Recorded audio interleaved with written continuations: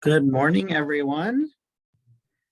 Happy Wednesday, March 2nd. We're going to get started here in just a minute. Hope you're all doing well. If you want to say hello in the chat, it's so great to see all of you. Happy Wednesday. We are here in March. Can you believe it? It's already March. March madness is upon us.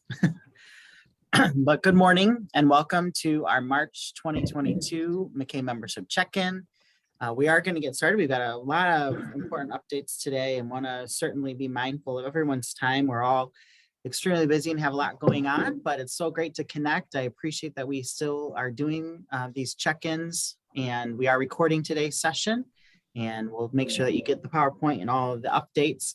If you have to leave early or if you've got colleagues that weren't able to make it this morning, you can say hello in the chat. It's good to see everybody as we're coming in. I thought it would be important to share a couple of wonderful good news that we have across the association. Al Peter from Mount Morris has announced that he's retiring at the end of this year, and so we'll certainly do a tribute later in the year, but wanted to congratulate him on the announcement of his retirement. Sonia Walker from Mott Community College has been elevated to dean status, and so she will unfortunately be leaving adult education and leaving our MACAE Association, but we're so proud of her and wish her well in her continued work. And her wonderful colleague, Gail Bowman, will be stepping in as director there at Mott Community College. Kim Shapansky, another longtime MACAE member and great advocate and friend, is leaving the Kent ISD adult education program, and we're very excited for her about her journey. And again, it will be a loss to us in the adult education sphere, but we want to wish her well. And then Mac Alabed from Southwest Solutions just had a brand new baby, so congratulations to Mac and his wife Alejandra. We're so excited for you, and I just think it's really important to remember all of these small celebrations and significant things in each other's lives wherever we can. So congrats to all of them. And I would be remiss, I'm not sure if he's on or not, but I would like to also wish a happy birthday to our advocacy chairperson, Oogie Lamar, on the West Side. So if you're on, Oogie, happy birthday to you. Hope you're having a great day, and we'll try to make this a short meeting so you can get out of it in time to celebrate. So good morning, everybody, and please say congrats to all of those individuals on all of their significant personal and professional news that we wanted to share this morning. We would also be remiss if we did not acknowledge and share support of the country of Ukraine, as well as all of the Ukrainian Michiganders that we have in our programs all across our state. We support them. Certainly, we want to send our prayers and our support to them and hope for a peaceful resolution, everything that's going on. And I know that I've been in contact with several programs that have been working to support their learners and their participants. And so it's just important that we keep that in mind in the midst of everything else going on. And as we're looking to support those families, making sure that we're just not only sending them positive thoughts, but sending them encouraging words and really making space within our day to support them in the ways that we can. So thank you for taking a moment to do that as well. And I also thought it would be important to reflect on the fact that we are now coming up on 2 years of the coronavirus in our country and in our everyday lives. And we, the last time many of us really gathered and saw each other in person, if you recall, was on March 4th, 2020. There was a WIOA Bidders Conference for the new WIOA cycle. It seems like a lifetime ago now. And that was gathered at the Michigan Historical Center. So probably unwise that we all gathered a week before the shutdown with 300 people in one room. That was the last time that many of us gathered together. And I think it's important that we honor the sacrifices that we've had to make during that time, the lives lost, certainly during that time, but the lessons learned. Within the immediate days of learning of the shutdown on March 12th and 13th, MACAE moved all of its professional development, all of its meetings to a virtual setting. We had our first virtual membership check-in on March 25th, 2020. So we're kind of up again on 2 years of this novel idea that we all didn't really know what was happening. We didn't really know, did we? But these were some words that we shared in the next day after schools and businesses were shut down. And I went back and was reflecting, and I hope that we have remained true to that mission. Tammy Brown, our president, and our board of directors have all worked diligently to honor these words. Judy and I as staff, we continue to work hard on your behalf every day. But essentially what we were saying was that we may face some challenging changes, but we do believe we'll get through this time and that there are better days ahead. We're stronger when we're all working together, brainstorming, networking, sharing ideas. That is what we've always done. That is what we do best. And that's certainly what we'll continue to do. And our priority has been to provide MACAE members with the resources to support and build their programs, sustain them, grow them, and have them be successful. And that mission remains the same. And I hope that we've lived up to that. I think it still rings true today in our mission and in the work that we do. And we have to carry forward. We have work to do. There's still things left on the table that we're responsible for. And just thought it would be important, though, to reflect on the fact that it has been almost 2 years since we're going through this struggle. And we're going to continue to move forward. And as long as we keep together, we'll continue to be able to do that as well. Tammy, I don't know if you're on, if you wanted to add anything to that as well. We didn't plan this, so if she's not available, that's okay too.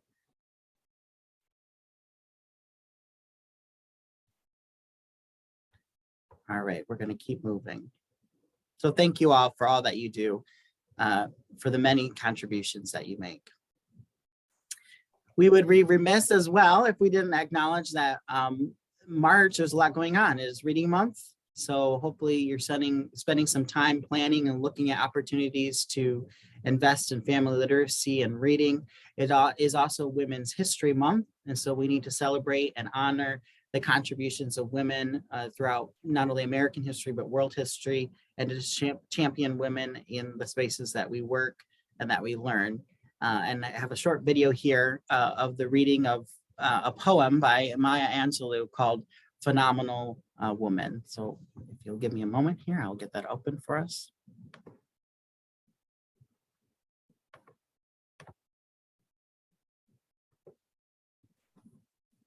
Phenomenal Woman. Many people wonder where my secret lies. I'm not cute or built to suit a fashion model size.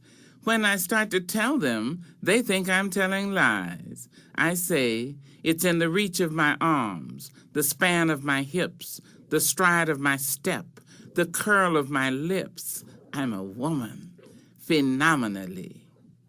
I walk into a room just as cool as you please, and to a man the fellows stand or fall down on their knees. Then they swarm around me, a hive of honeybees. I say, it's the fire in my eyes, the flash of my teeth, the swing in my waist, the joy in my feet. I'm a woman, phenomenally. Men themselves have wondered what they see in me. They try so much, but they can't touch my inner mystery. When I try to show them, they say they still can't see.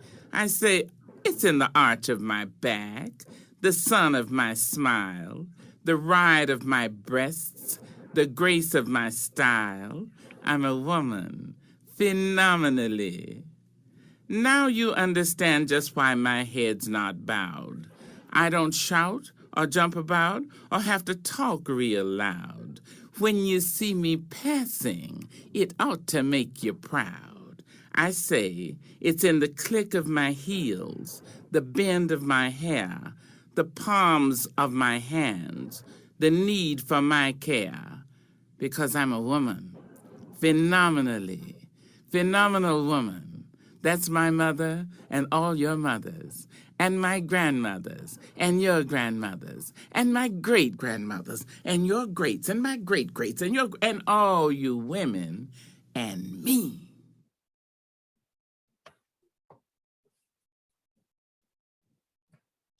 So here's to you all, phenomenal women, and the work that you do, the spaces that you continue to share your wisdom, and the change makers that you are. Here's to you all, phenomenal women in MACAE and across our state and across our country. Happy Women's History Month. Transitioning now, we had a couple of quick updates that we wanted to share with you all. We are pleased to welcome 2 new ex officio members to our board of directors. Some familiar faces and perhaps some new ones, but we thought it was important to share with you, and any of our board members can certainly hop on and add anything that they would like to. But we're pleased to welcome Peter Rorick. He is a senior policy analyst at the Michigan League for Public Policy, a longtime advocate for adult education. He's worked with MACAE for a number of years, over the past decade to 2 decades. And we thought it was important to bring him home essentially and have him work with us much more closely, especially around analyzing the impacts on public policy as it relates to adult skill building and family literacy and generational poverty. So he was previously awarded the President's Award from MACAE several years ago, and he has worked with MACAE diligently over the years to produce a series of white paper and data. And he's also been a strong advocate and was helpful in pushing through an increase in adult education spending several years ago as well. And so we want to thank Peter for his contributions and want to welcome him formally to the board. He's always been kind of there and working with us in our advocacy committee, but we certainly want to welcome him in a formal way to our board. And we'd like to welcome Ryan Hunt. He's the Chief Executive Officer of the Michigan Works Association. And he's been a great advocate for us as well, and jumped right into his new position at the MWA last summer in July. And one of his first contacts was to reach out to MACAE and discuss ways that we can continue to work together. We're so appreciative of that, and we feel the same, that we need to continue to make sure that the adult education and workforce development systems are moving in tandem, working parallel with each other, and looking at ways that we can support the work that each field does to ultimately provide economic prosperity for Michiganders across our state. So welcome to Ryan. He has past experience working at the Michigan Economic Development Corporation and really has been a strategic partner in helping to make connections with other statewide policy groups, other statewide agencies that are committed to doing some of the same work that we are doing. So their work will join some of our other ex officios, Jeff McNeil from the Michigan Department of Education, Matt Gillard from Michigan's Children, and Tony Costello from the Michigan Department of Corrections, and helping to really set the landscape for what's happening in those spheres and help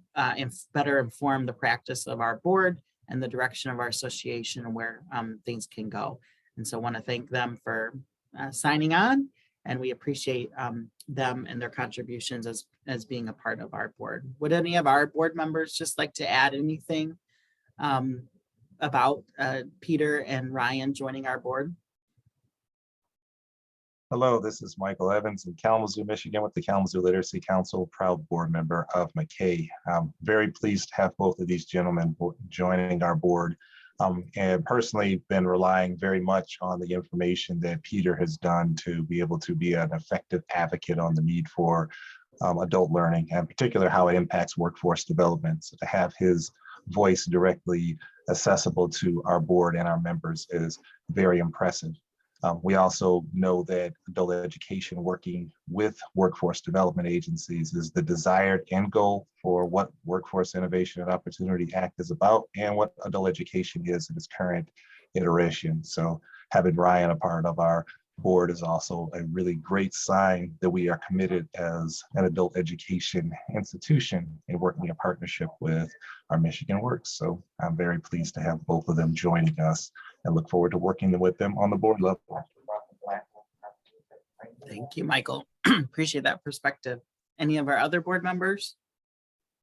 This is Karen Govan. I just wanted to echo what Michael said. Thank you. I'm super excited having Peter and Ryan on our board to give us information to support us when we think about advocacy, and also to look at how our partnerships can help our participants throughout the state. Thanks, Karen. Anybody else? Great. Well, our board, like we said, is all volunteer, and so we're a hardworking bunch. And we're gathering in the next couple of weeks to continue the work of the association and really to dig into our strategic plan, check things off our list, analyze where we still need to make some investment areas, and we're proud to do that on your behalf. And so we'll have more updates in the coming weeks and probably in the next month about where things stand in accordance with the strategic plan, and certainly Peter and Ryan will be a part of that work as well. Shifting gears a little bit on the advocacy front, wanted to give you an update as we sent out a few weeks ago, and as you've heard through social media and through news outlets as well, the governor released her fiscal year 23 executive budget overview. This is the budget that would take effect on October 1st of 2022 and continue through September 30th of 2023. That's why it's called the fiscal year 23 budget. That was released on February 9th.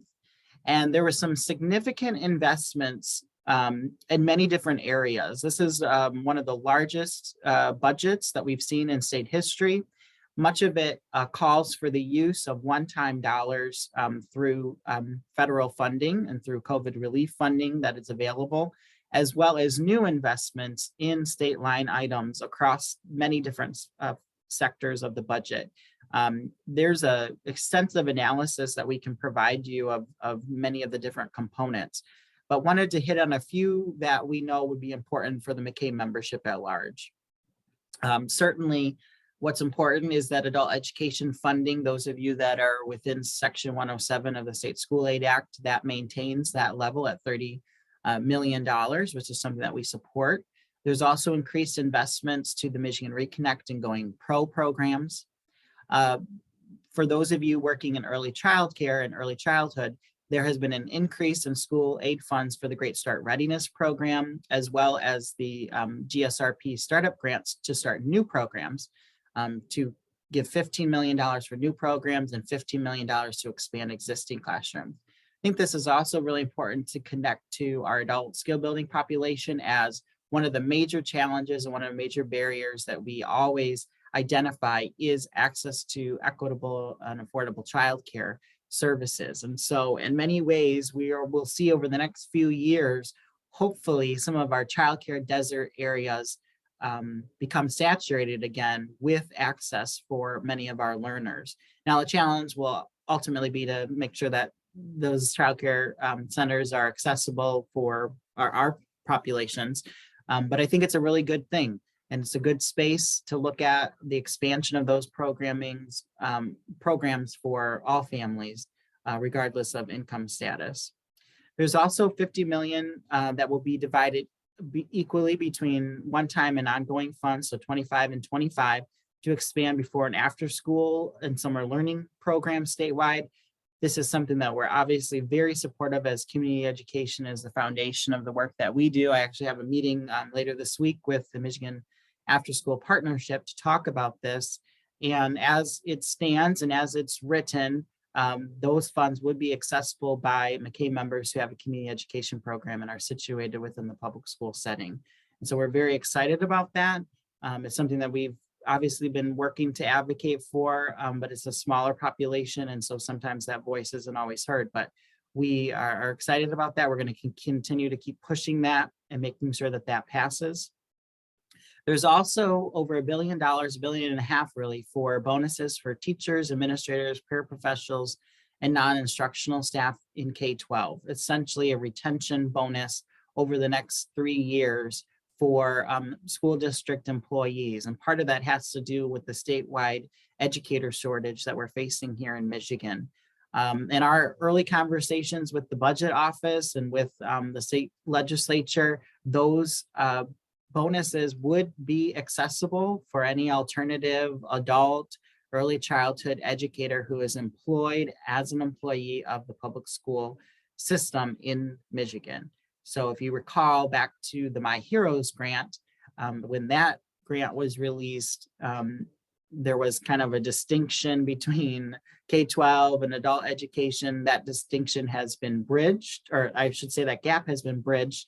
The distinction has been made. And as it stands currently, anyone employed in a public school setting would be eligible for those retention bonuses.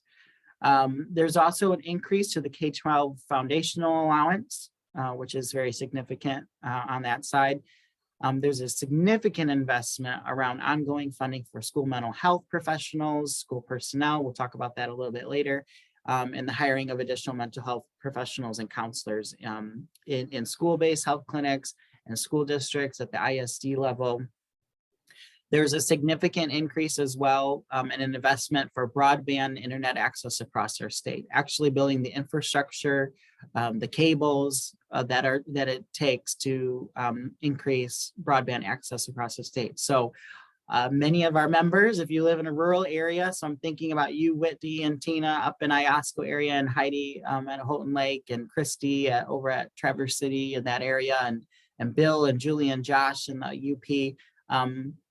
In this budget is proposed that there would be significant investments to increase broadband connectivity and access for high-speed internet across the state. And it's something that we would obviously support as an educational opportunity and educational benefit to all of our programs and all of our learners. And lastly, one of the other major proposals is to create a Michigan Nonprofit Relief Program grant.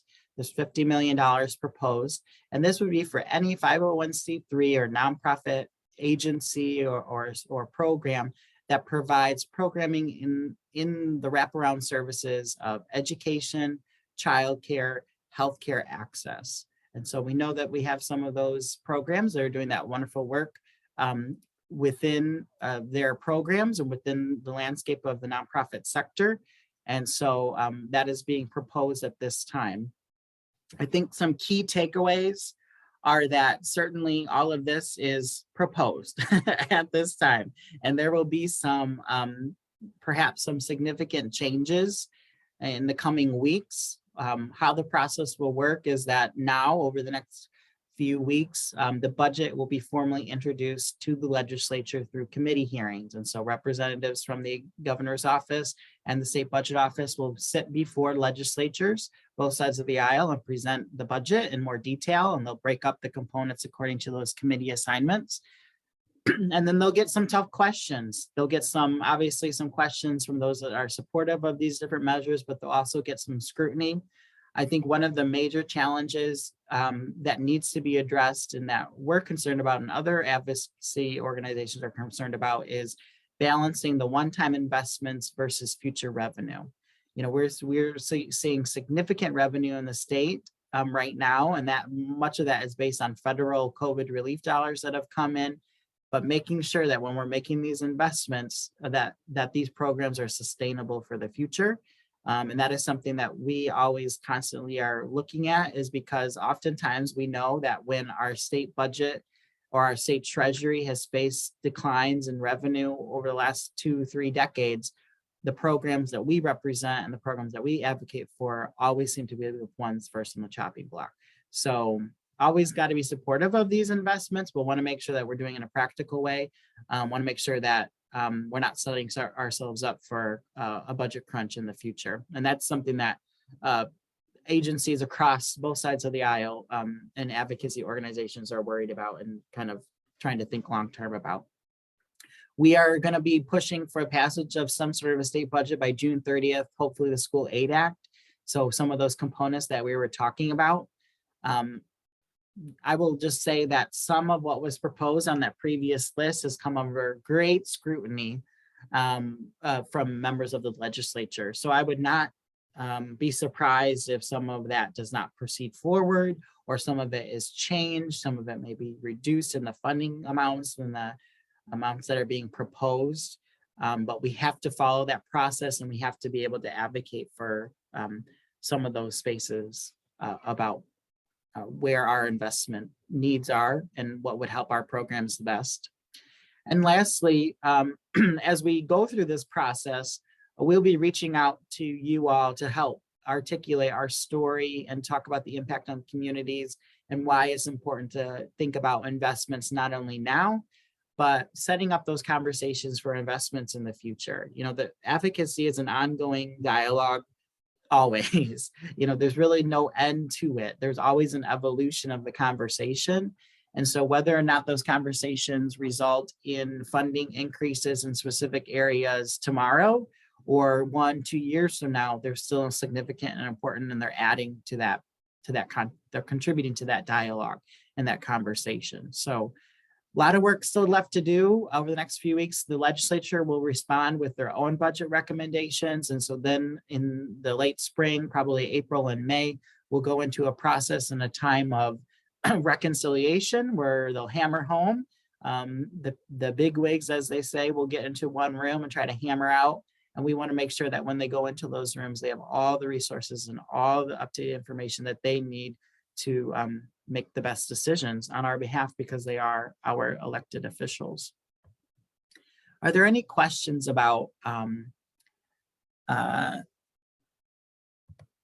this? Yes, so Pat, yes. So yes, I see the 30.5 million to include the $500,000 supplemental funding, correct. Technically, the supplemental is included in a separate section, and so you're correct. It's technically 30.5, and it includes the 26 million for general education and adult education services, the 4 million for the career and technical education, and then the 500,000 for the supplemental to connect the career technical to the adult education programming.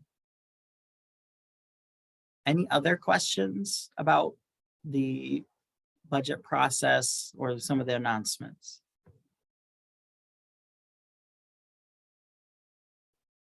All right, we'll keep moving forward here. More to come on this. We'll try to keep you updated. Certainly stay in tune to our MACAE Monday updates, and we'll also be sending out some specific advocacy pieces. Sister Janice, I see, is asking about when will we know more about the nonprofit piece. In the coming weeks, I would say probably early April, we'll know if that's included in the budget. But ultimately, we'll know when the final state budget is passed, if that's included. That sometimes that's been in July, and other times that's been on September 30th. So between now and September 30th, I think is when our window is at this point. I think there is obviously increasing sentiments that our legislature would like to try to pass a budget, not at the last hour, but in a timely fashion. So could be a matter of weeks before we know more information on that, or it could be a matter of several months as the process sloshes on. All right. Switching to some more specific resources around some of our priority areas, wanted to share with you that there are a series of education workforce job fairs that are being offered by the Michigan Department of Education. Through our work, we have reached out to those job fairs to talk about ways to include alternative and adult education programming as a part of those job fairs. The conversations are really preliminary. I think there's a lack of understanding perhaps about how those services are delivered and how those might be advertised. And I'd appreciate anyone's thoughts. If you want to send me an email or something about how you see a space to advertise that.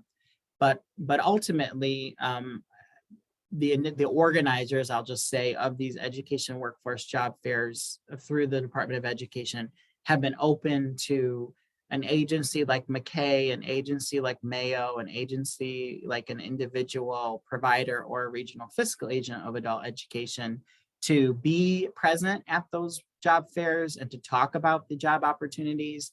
And so I will, in the next couple of days, reach out to some specific programs that I maybe think would be great representatives to be there, or even some of our regional fiscal agents, and think about if there's a capacity to have someone there that could advertise and really direct some of those resources to some of those, applicants to some of our programs. So there is no coordinated effort at this point, but I definitely think that we need to be in that space as well as we can, and thinking about ways that we can continue to draw competitively talent into our pool and our area, so that we have the best qualified candidates working in our programs and delivering quality services.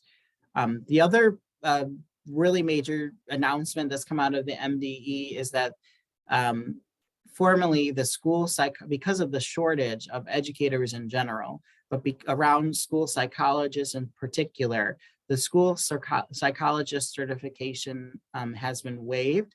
And so any individual with a psychology degree, regardless if they have the education certification part of it, can be hired as a school psychologist.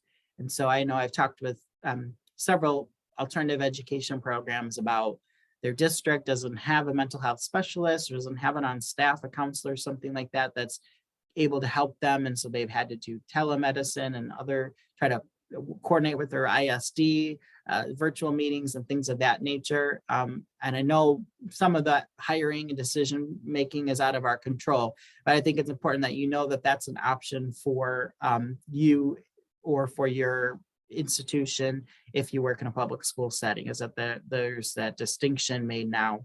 And I think we're going to continue to see around teacher credentialing and around administrator credentialing these kind of, for lack of a better word, waiver opportunities to allow for greater flexibility in the short term of the hiring of individuals to fill some of these shortage areas, because it is a major issue in our state and a major issue in other states really across the country as well. But we're seeing educator shortages, especially in teacher preparation areas, down about 60%. So we've got massive shortages like that. There's going to have to be some flexibility and some strategic thinking. It's going to take a multifaceted approach to get to that point. Shifting now a little bit to adult education, thank you to all of those that participated in our focus groups in early February. We wanted to update you on what those conversations were and what's next, what we've done with that information and what's next with that information.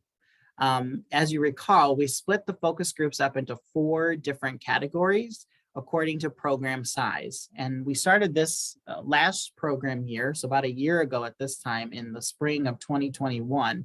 And the intent was that we know that a lot of conversations are happening regionally, but oftentimes when we're at the regional table, there are different needs and different conversations that are happening. And sometimes it would be appropriate or be more advantageous to talk to other providers that have a similar program makeup, a similar staff size, a similar set of resources, a similar set of external partners that is literally in the same program size and serving the same number of participants. So here are some of the important pieces that came out of those focus groups, particularly around the large size focus groups. Many of those programs indicated that there were some significant increases in enrollment from last year to this program year, and really looking at pre-pandemic levels of enrollment, which is really positive in a growth space for those programs. They've had been able, because of their size and because of the number of staff that they have, been able to, I think, navigate that hybrid and remote option space. Some of the challenges include shifting those responsibilities from instructional staff and making sure that kind of the workload is spread out in a different capacity across all of those different staff members. And then certainly enrolling in some of our career and technical programs and institutional programming. I'm not going to go through all of these bullets, but I just think it's important to highlight some of them and connect some common themes here.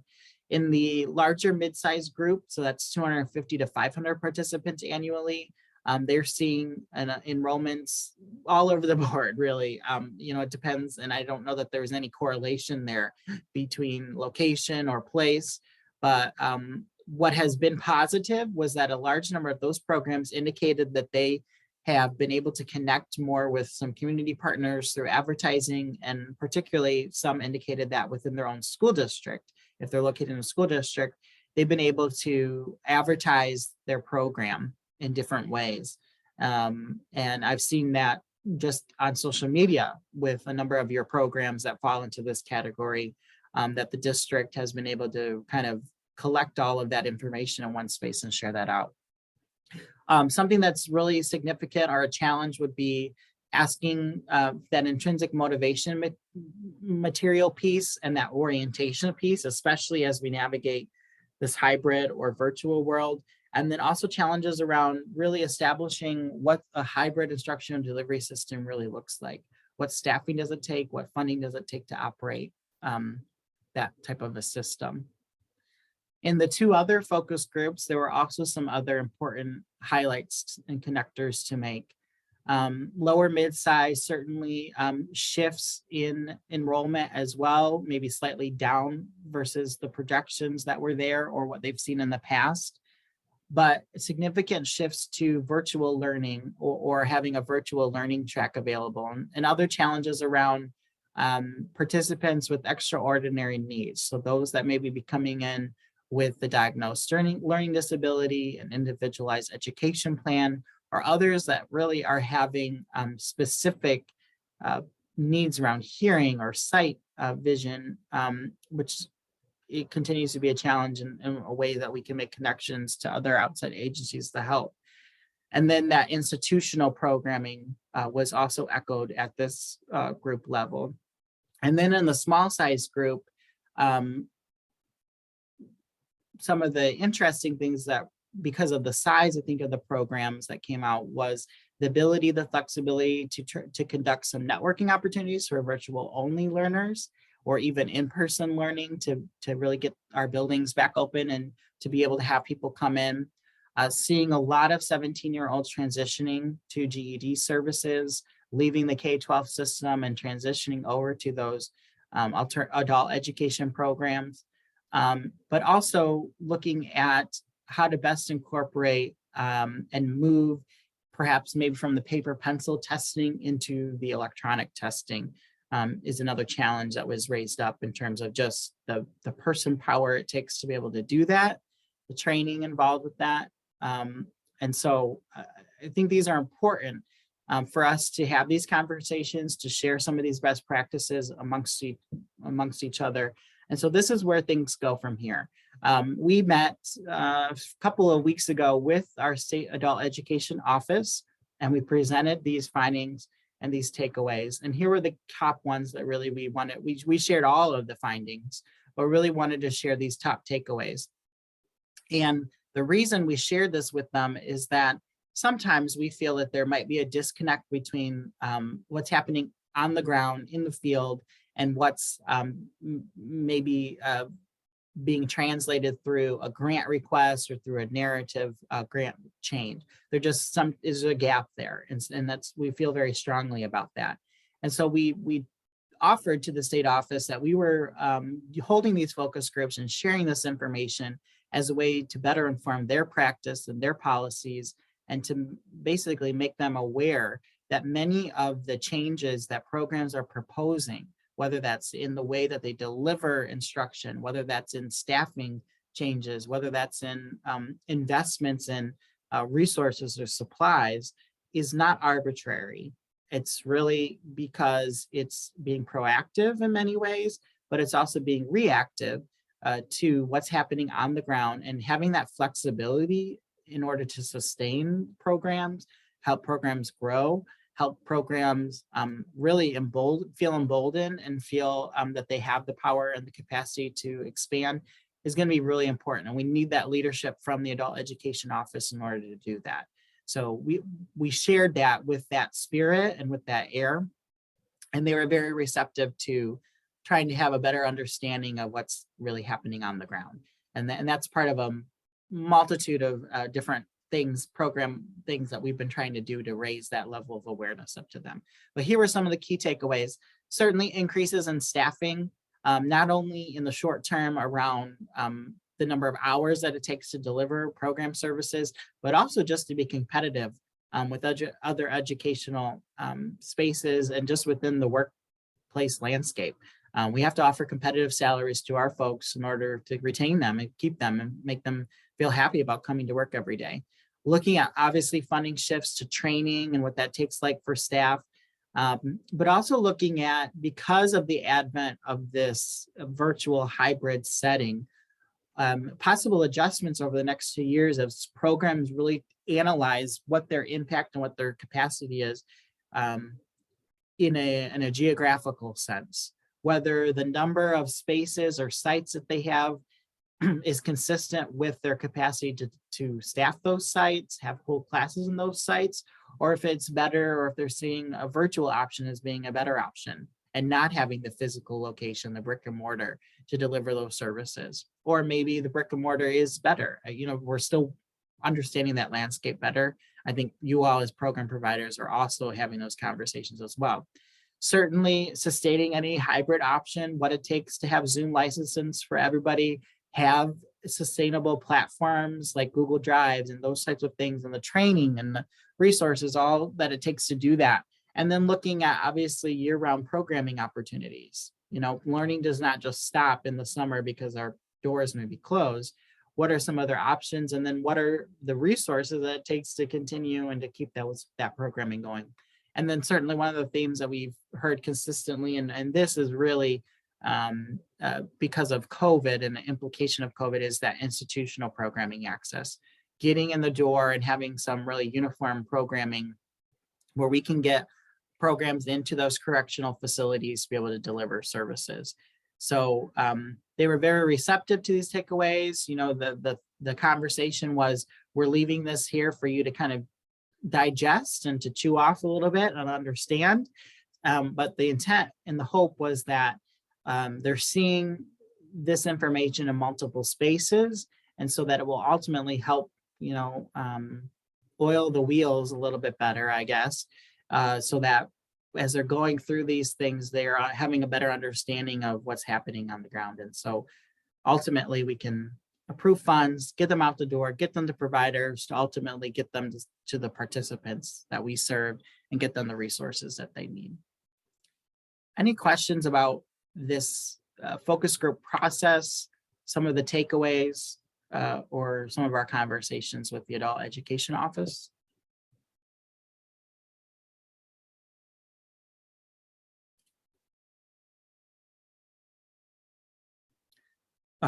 In a couple of slides, we'll provide another opportunity as well for these focus groups. So if you weren't able to join us for the first round, we'd love to have you for the succeeding round. Hey, Patrick. Yeah, go ahead, Mike. That's Michael. Thank you. Hey, how much, do you know any idea how many programs offer year-round programming?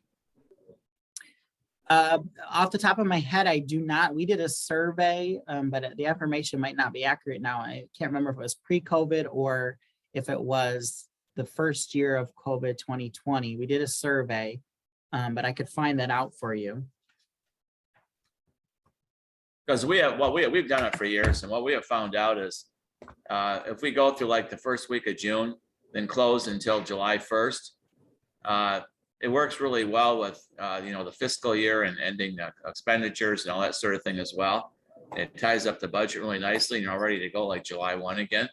And it works great, and it gives enough of a little break for students, in June, and also for teachers.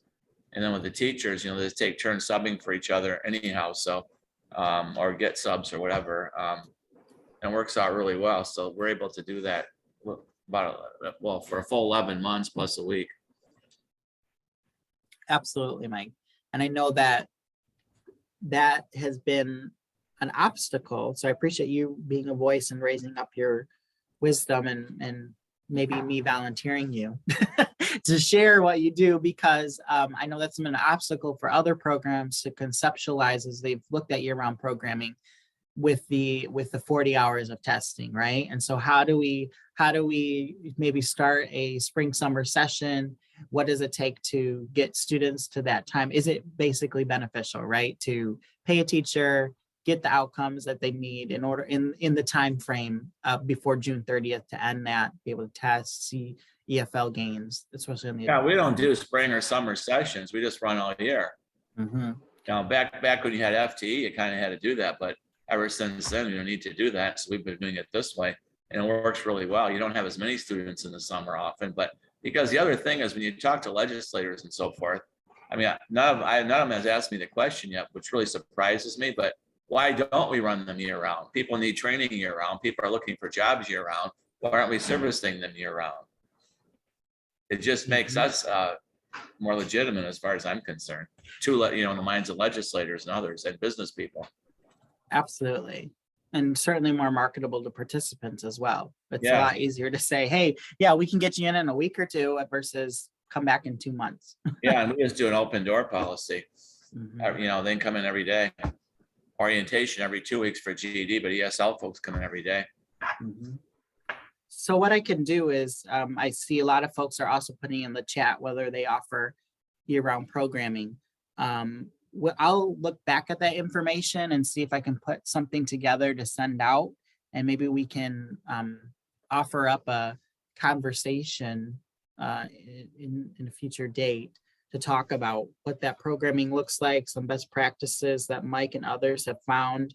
And certainly these things don't just happen overnight, but if people are interested in what it takes to do that, they could join and learn and really think about the long-term strategy that it takes to implement that programming.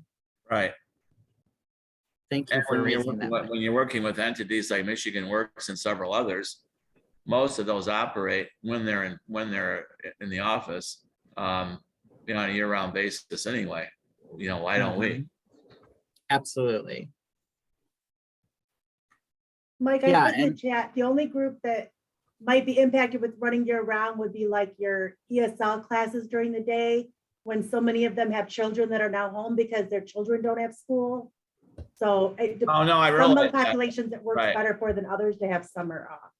All right, but we still have a bigger population that ESL that come in the summer anyhow. It definitely is a changing mentality that is reflective of our larger education system, right? and Right. and our education system was built in the 20s, 30s, and 40s that was responsive to the needs of that time in an agricultural agriculture. industry, Yeah. right? Yeah, exactly. And even And if they so- have kids at home, Tammy, you can still do remote Mhm.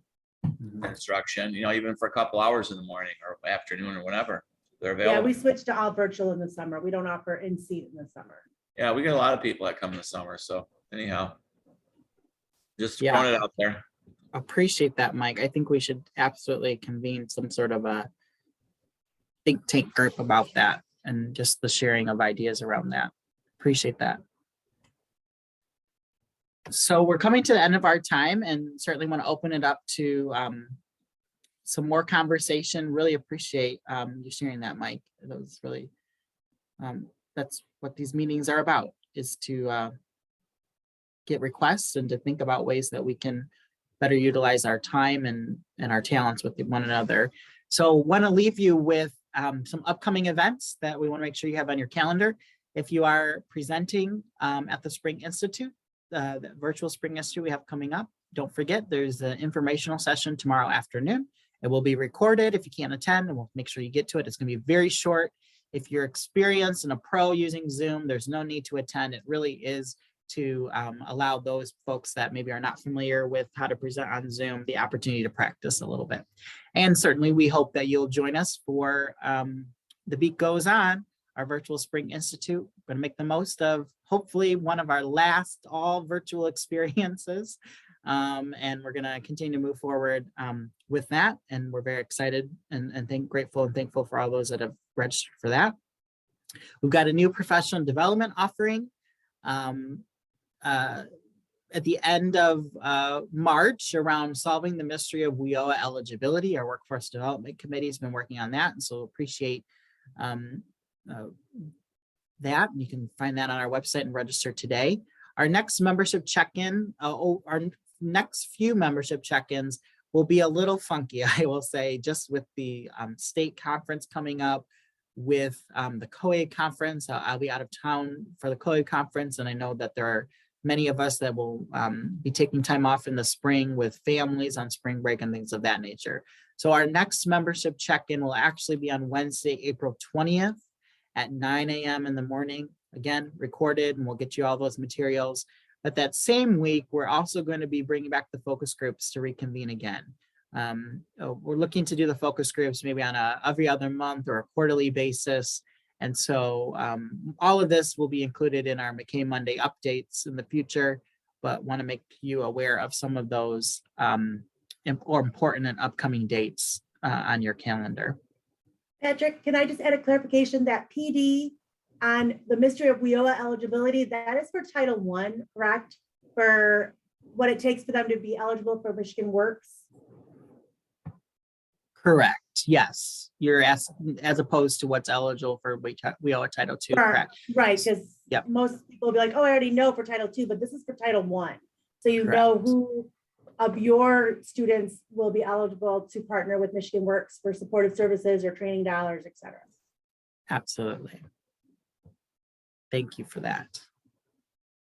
And I don't know why I did that. All right. And the last thing before we open up to Q&A is, again, I just think that it's important that we take the time to reflect on these last couple of years. It's been a whirlwind, I would say.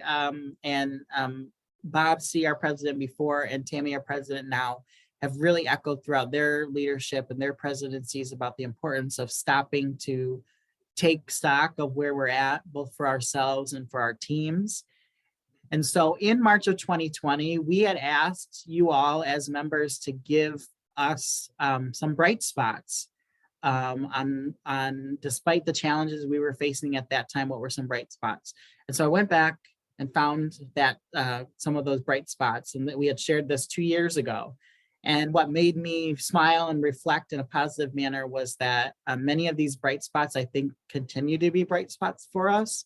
Many of these strength areas that you all indicated in March of 2020 still ring true. I think helping better connection with students and participants and families, our teams coming together and really being proud of the work that we've been able to accomplish together, our professionalism and just the caliber of professionals that we have in this field, the virtual settings, I mean,